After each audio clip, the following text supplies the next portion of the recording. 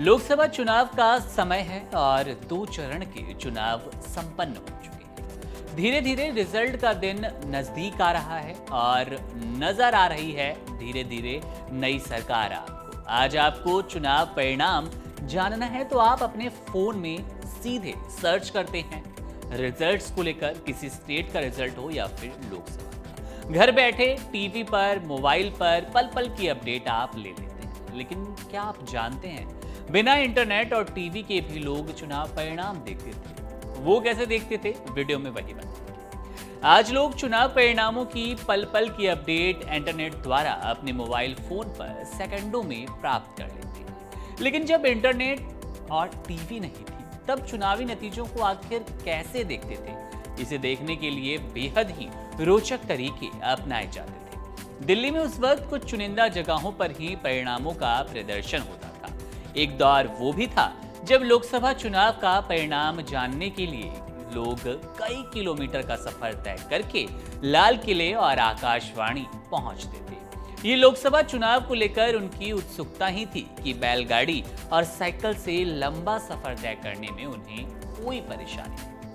हम बात कर रहे हैं वर्ष 1971 के लोकसभा चुनाव की, जब लोकसभा चुनाव की मतगणना के दिन लाल किले और आकाशवाणी के भवन पर विशाल मतगणना बोर्ड लगाए जाते थे, जिस पर चुनाव लड़ रहे राजनीतिक दलों को मिले मतों की जानकारी अंकित की जाती थी। लोगों के साथ ही राजनीतिक दलों के कार्यकर्ता इन मतगणना बोर्ड के सामने घंटों खड़े रहते थे। तब दिल्ली में विभिन्न स्थानों पर आकाशवाणी की ओर से मतगणना बोर्ड लगवाए जाते थे।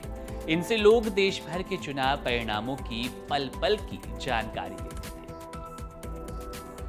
लाल किले के बाहर लकड़ी का बना विशाल मतगणना बोर्ड लगवाया जाता था। इन मतगणना बोर्ड पर राजनीतिक दलों की मिली सीटें और प्रत्याशी को मिले मतों की स्थिति अपडेट करने के लिए बाकायदा कर्मचारी तैनात किए जाते थे, जो सीढ़ी के माध्यम से मतगणना बोर्ड तक पहुंचकर परिणाम की जानकारी अंकित करते थे। जाहिर तौर पर यह जानकारी आपको रोचक लगी होगी, ये तरीका आपको रोचक लगा होगा।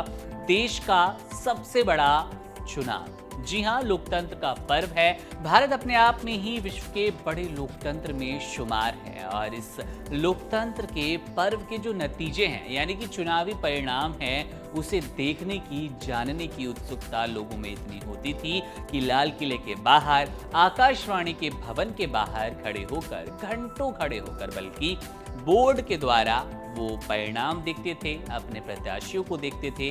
कार्यकर्ता किसी पार्टी विशेष के हैं तो वो भी बिल्कुल किसी आम जन की तरह लाल किले के बाहर, साथ ही आकाशवाणी भवन के बाहर खड़े होकर चुनावी जो परिणाम है उन्हें देखा करते थे। लेकिन अब स्थिति बदल चुकी है। आप घर बैठे अपने मोबाइल फोन पर पल पल की अपडेट ले सकते हैं। इसके अलावा टेलीविजन पर भी तमाम ऐसे चैनल उपलब्ध हैं जो आपको हर एक वोट के बढ़ते घटते क्रम को बताएगा। हर एक सीट पर क्या उथल पुथल है, कौन जीत रहा है, कौन हार रहा है, तमाम अपडेट आपको देता रहेगा। लेकिन आप तय कीजिए कि क्या आपको सच में पहले वाला ये रोचक बोर्ड लगा के कर्मचारी तैनात करके मतगणना करना पसंद आया, या फिर आज जब आप अपने फोन या टेलीविजन पर मतगणना का दिन फॉलो करते हैं, मतदान कितना कहाँ हुआ, कितने सीट किसे मिली, कौन सा प्रत्याशी जीता और कौन सरकार बनाने जा रहा है, ये सारी अपडेट आप इंटरनेट से